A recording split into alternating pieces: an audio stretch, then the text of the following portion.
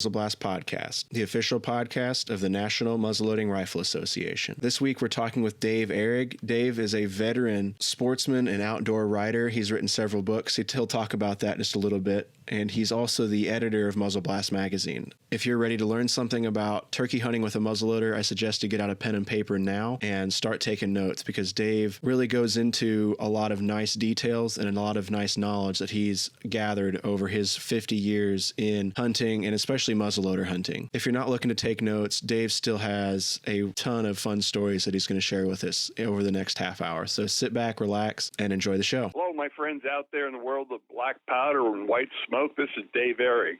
I'm the author of Muzzleloading for Deer and Turkey and a bunch of other books. I'm also the editor of Muzzle Blast magazine for the National Muzzleloading Rifle Association. And I've been hunting turkeys for about 50 years. And when I was asked to come up with a story, boy, that was a tough one because there's so many to share with you. But I think to be as poignant as we can on this, we all want to be good, effective, and lethal turkey hunters. Let's face it, we're not out there taking pictures. We're out there getting meat for the table. So if you got a paper and pencil ready, you're going to hear some good tips as we go along the turkey trail. So let's kind of start out with shooting a muzzleloading shotgun's a far cry from shooting a rifle. Some of you probably have started with a patched round ball punching holes in papers, or maybe you went the route of shooting a mini ball or something even more modern like a sabot round in your inline rifle. But turkey hunting with a shotgun, none of that. While the individual shotgun pellet doesn't have the same power and accuracy as the long rifle's round ball, when they are put together into an angry swarm of shot, fired from a smoothbore at around close to 1,100 feet per second, their knockdown power is immense. Turkey hunters need to understand the relationship between velocity and shot mass in order to develop a dense turkey toppling pattern and vertebrae disrupting penetration.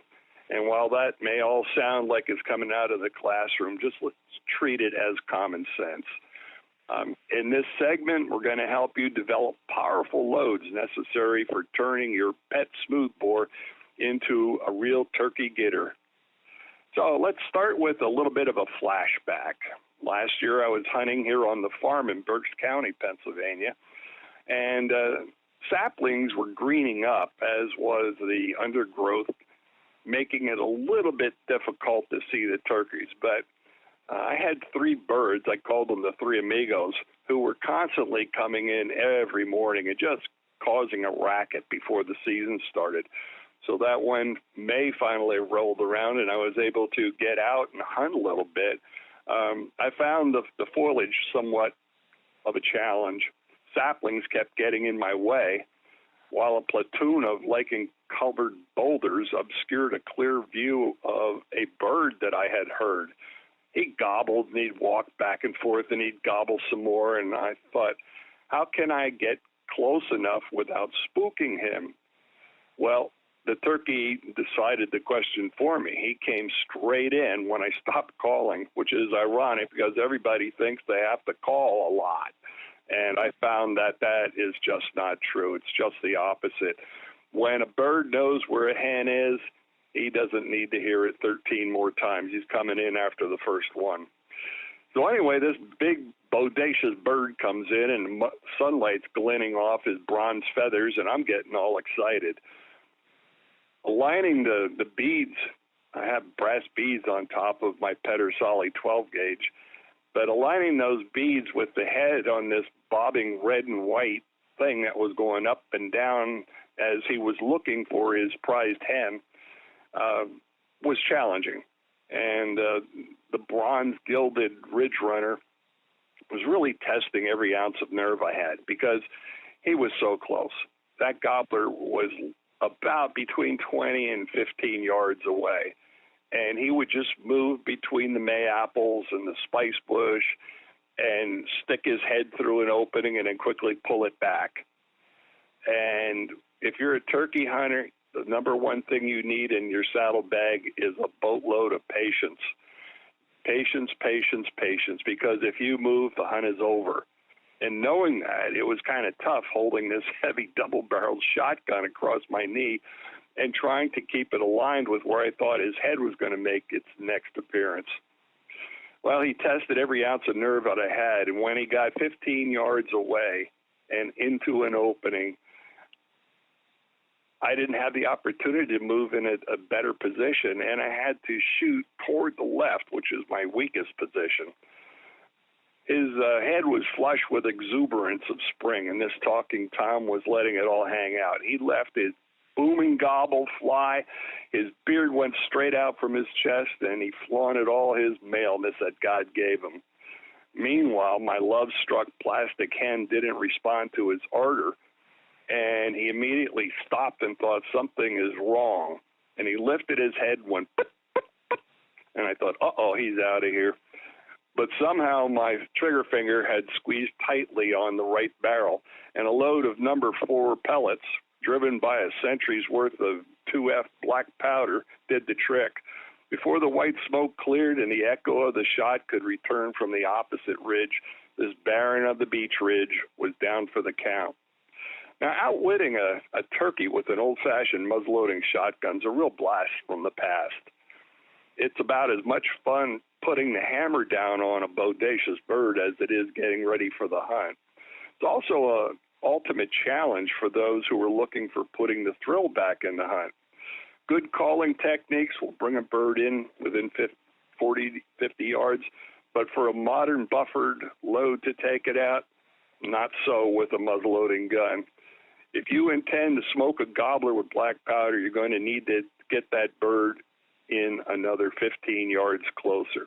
And this is thrilling. It's a thrilling close encounter of the feathered kind, and it takes far more attention to details than just slipping a 3.5 mag into your favorite autoloader shotgun. Knowing that a flock of turkeys roost on a ridge and feed in a valley is just not enough knowledge for a muzzleloading turkey hunter to be successful. In most states, spring gobbler hunting is restricted to the morning hours. That means that a muzzleloader hunter has to be putting turkeys to bed the night before. Fortunately, the birds help us in this regard, as they love to cackle while flying up into their favorite roost trees before saying good night. And if you've never tried it, it is something worthy of getting out in the woods for, because it is exciting, exciting, exciting. Roosting areas are most often used more than once, which kind of makes it easy for hunters. If you watch the ground, you'll see an incredible amount of turkey droppings found beneath certain large trees. Turkeys have favorite trees, just like people have favorite houses. A typical roosting tree is large, open, and provides good escape cover through the canopy. If you can find such an ideal roost, don't automatically count on the birds being there every night, though. Weather has a definite effect on whether they roost high on a ridge or lower on a bench. And for you folks out in the Midwest, you just went through some terrible weather with tornadoes, and trust me, that would definitely get the turkey's attention and probably make them move down to the lowest part of a hill or a mountain. Hunting pressure also can force the flock to change its location, because turkeys don't like it when people move in on their space. Having located an often used roosting site, the next detail to ponder is whether you should set up the call. Wild turkey can be mindful of details, especially when something in the environment is new or misplaced.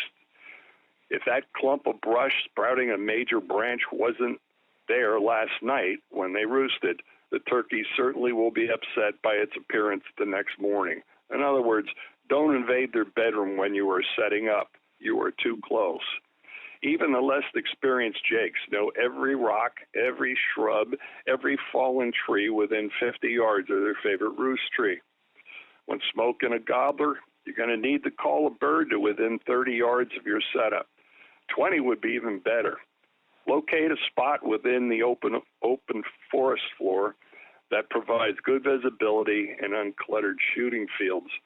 This is especially true when using decoys, but be aware of barriers.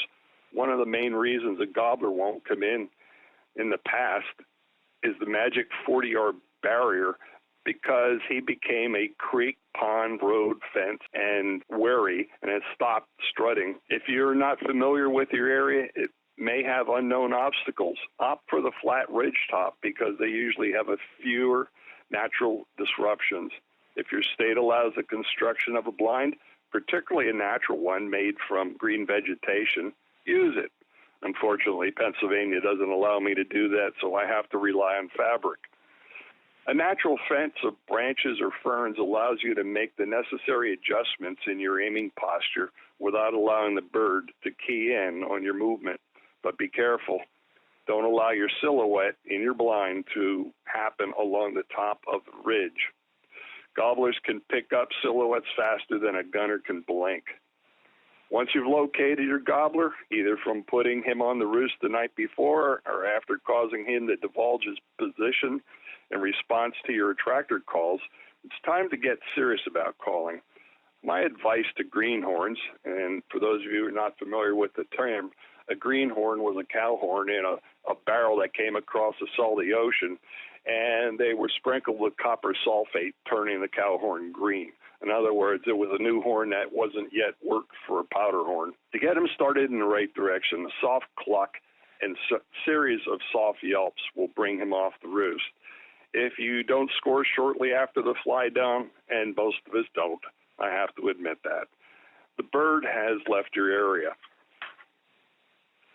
You'll need to create a shock gobble situation. By that, I mean using a loud crow call or a red-tailed hawk squeal or even a lost turkey call. And most likely you're going to get a nasty gobble from your phantom bird. Unfortunately, he'll only call once to let you know where he is. That music allows you to key into the bird's new location, and so you got to get ready to move. Even though you love that fancy blind that you bought from your favorite big box store, you can't take it with you, so it's time to get natural. One of the earliest types of turkey calls, which was shown to our early muzzle-loading ancestors by the woodland Indians, is the turkey wingbone. Many self-styled mountain men, including me, today forsake all other calls as inauthentic. But I've noticed the widespread improvement added by a cow horn tip bellow on the bottom of the wingbone call. With a bit of practice, basically by squeezing and pursing your lips, this is amplified into what sounds pretty close to a turkey hen. And it could actually be quite loud and thunder across the valley. So you have to be careful by softly singing in Shymore gobblers.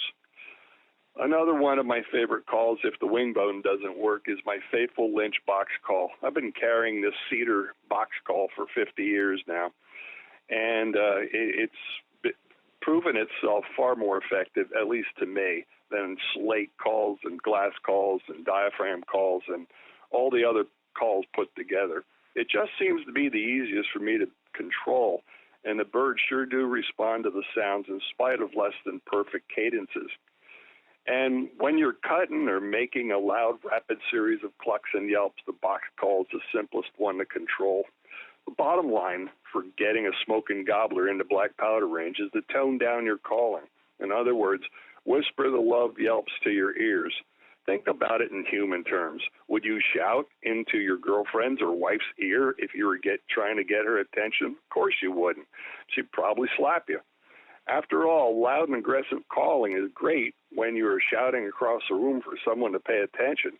But when you want to get intimate, you need soft and sweet music.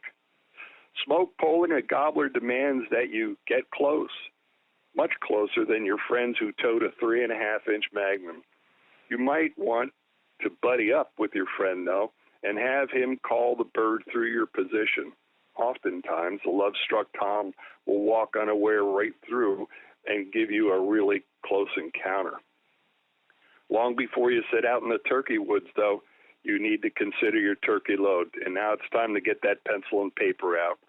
The powder, wad, and shot must hit with the authority of a big game buster. Gobblers will flop when swatted with DuPont and Galena, which is an old-fashioned way of saying black powder and lead.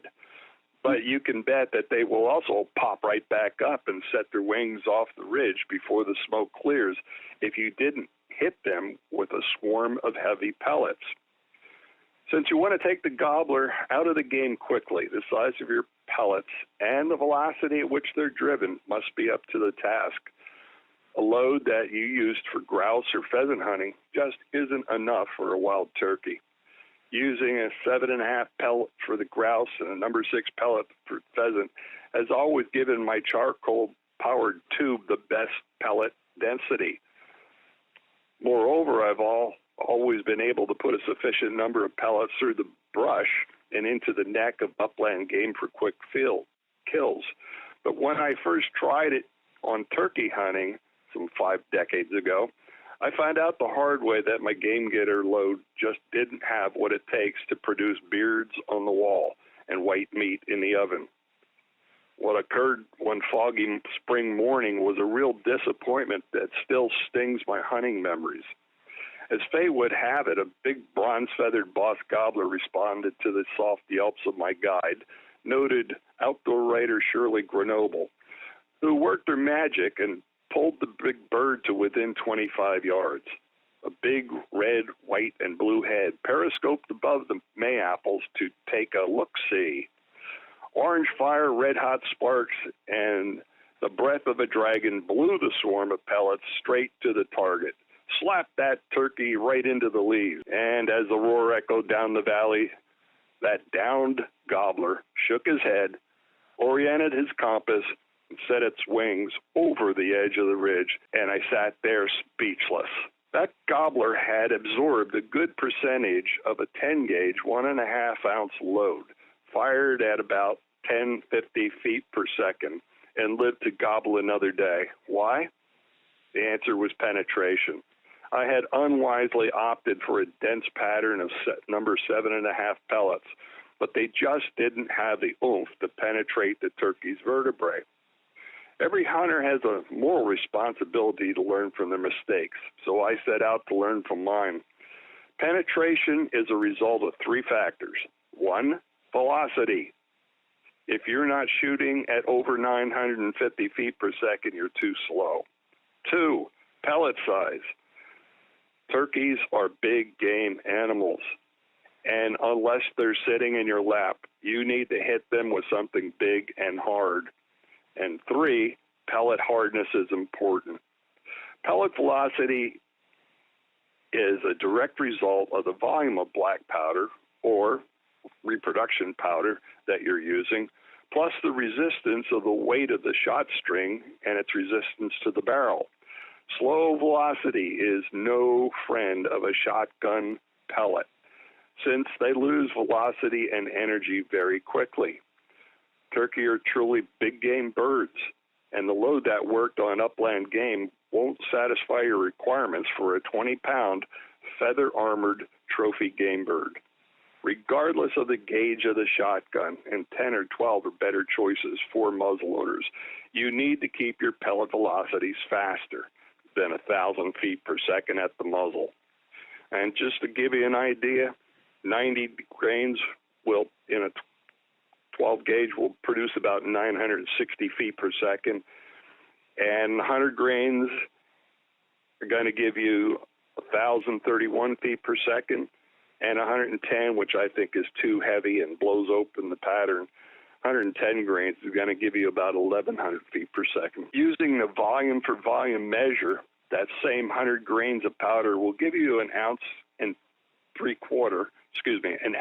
1/4 amount of shot, and that's going to come out of there, like I said, over 1,100 feet per second, which is plenty.